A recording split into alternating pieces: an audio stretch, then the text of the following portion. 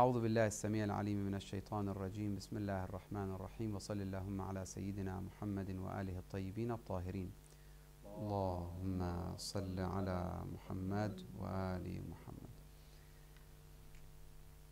Donc le livre que j'ai choisi, Inch'Allah, régulièrement, je vais essayer de reprendre avec vous, c'est des parties, on va dire, pas la totalité de texte, mais il y a des parties de livres de Shahid al-Thani, de Munyat al-Murid. Ça s'appelle Munyat al-Murid, le livre. Tout d'abord, quelques mots sur l'écrivain. Mirza Shirazi, il dit sur cet écrivain qui est un des savants de Liban, d'un village dans le sud de Liban, de Jabal Amel. C'était Shahid al-Thani. Pourquoi? Parce qu'il y a deux shahids, il y a deux martyrs à Jabal Amel. Il y a Shahid al-Awwal qui a écrit Lum'a, et subhanallah, Shahid al-Thani, il a écrit comment dire, des commentaires sur Lum'a. Lum'a, c'est un très petit livre qui contient toutes les parties de la jurisprudence, de Tahara jusqu'au Hudud et Diyat. Et les commentaires qu'il a fait aussi, la même chose. Donc, il est décédé, il est tombé martyr le 965 Hégire. Il est né le 911 Hégire. Ici, il dit Juba', Lubnan, donc l'endroit c'est Juba'. Aujourd'hui, dans la langue libanaise, on dit Jber', mais ce n'est pas correct.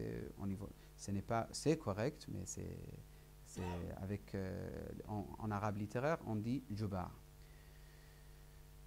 Et il est tombé martyr apparemment en Turquie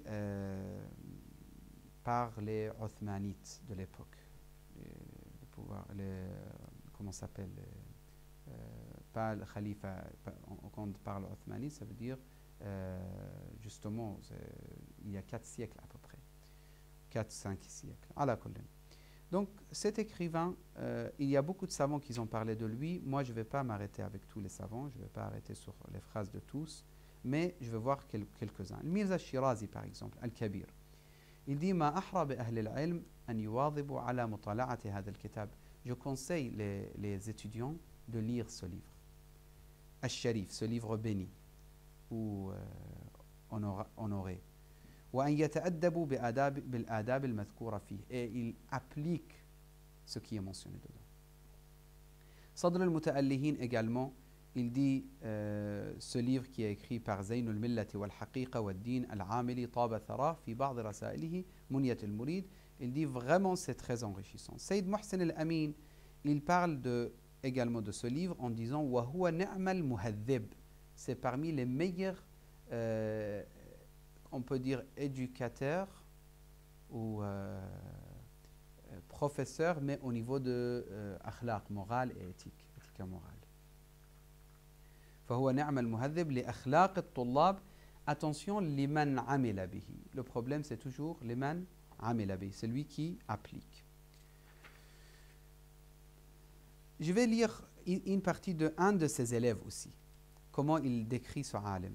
Vraiment, personnellement, ça m'a beaucoup touché. À la colonne, je vais traduire quelques parties. في علو همته لقد كان في علو همته وسمو منزلته. Il dit c'était un homme très élevé au niveau social, au niveau scientifique, au niveau de savoir, très savant, mais très modeste en même temps.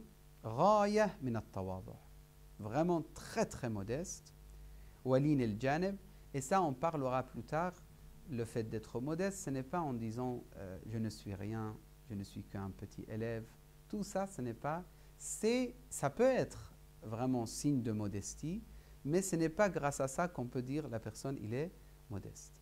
Parmi les signes que les ulama al-akhlaq qui disent, c'est le fait qu'il accepte des fois la position des gens envers lui, même s'ils n'ont pas fait très attention à lui, même s'ils ne l'ont pas considéré, même s'ils ne l'ont pas vraiment respecté énormément. Ce n'est pas qu'il l'insulte et il accepte, non, je n'ai pas dit ça, mais le fait qu'il n'est pas très respecté par les gens, pour lui c'est tout à fait normal. Donc ça montre qu'il est modeste. Mais s'il commence à se poser des questions, pourquoi ils ne m'ont pas respecté, justement, même s'il ne le dit pas, ça veut dire à l'intérieur de lui-même, il n'est pas du tout modeste. كان ينقل الحطب على حمار في الليل لعياله. Donc il ramenait du bois en fait pour chauffer la maison. La nuit, lui-même, il mettait le bois sur un âne et il ramenait jusqu'à chez lui. Et pour cet élève, c'est considéré quelque chose qui montre en fait la modestie, si vous voulez. Pourquoi? Parce qu'il pouvait payer peut-être. Peut-être il pouvait mettre quelqu'un, khadim, pour faire cela, mais lui-même il le faisait. ويجلس للتدريس والبحث. Après je passe. كان غالب الزمان etc.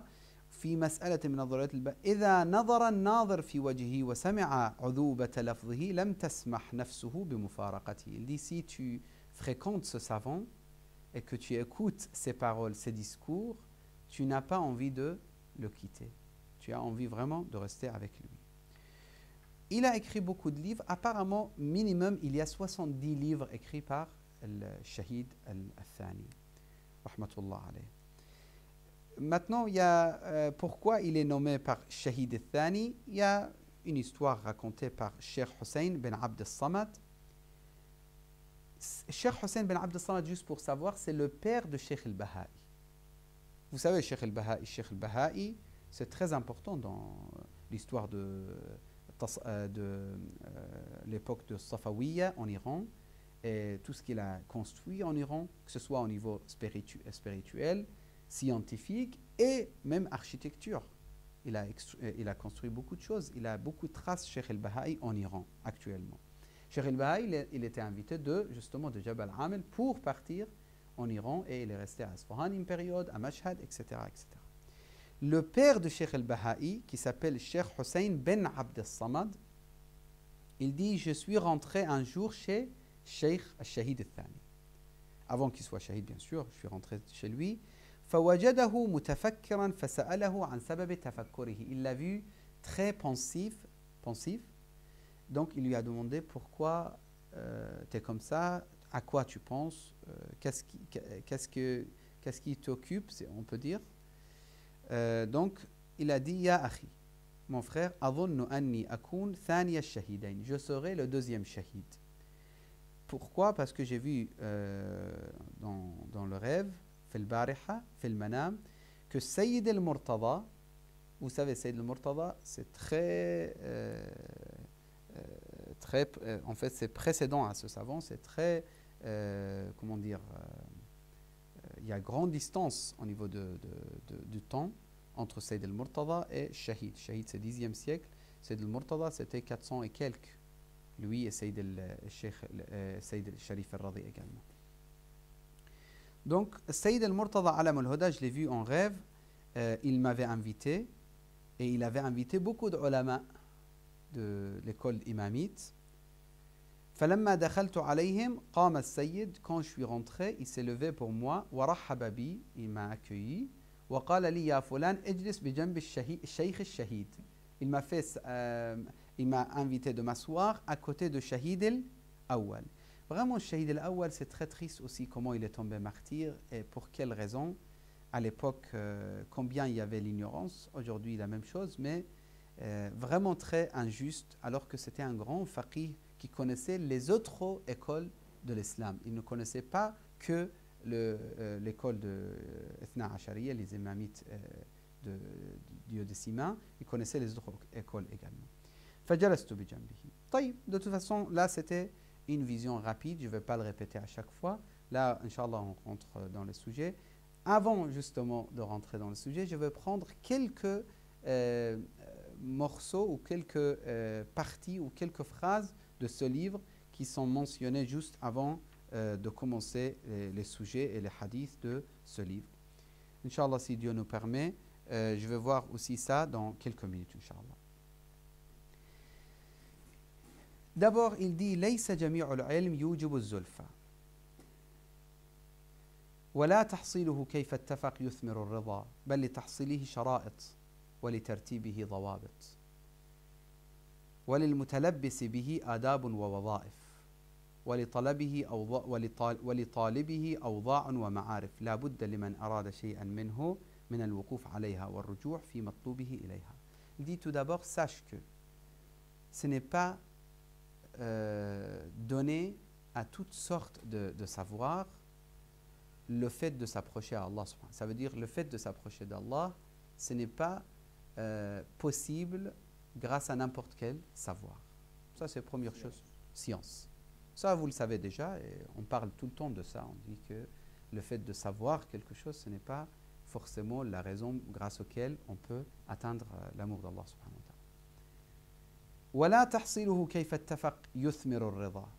C'est pas parce que tu as eu l'occasion d'apprendre, donc tu peux atteindre la satisfaction d'Allah. Entre parenthèses, une fois j'étais fi Haram al-Sayyid al-Ma'souma, j'étais en train de lire. Un alim, il m'a rencontré là-bas, il était, en tout cas c'est un alim qui voyage beaucoup.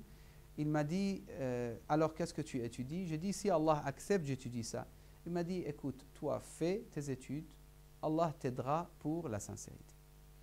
J'ai apprécié ce qu'il dit, mais c'est quand même dangereux aussi.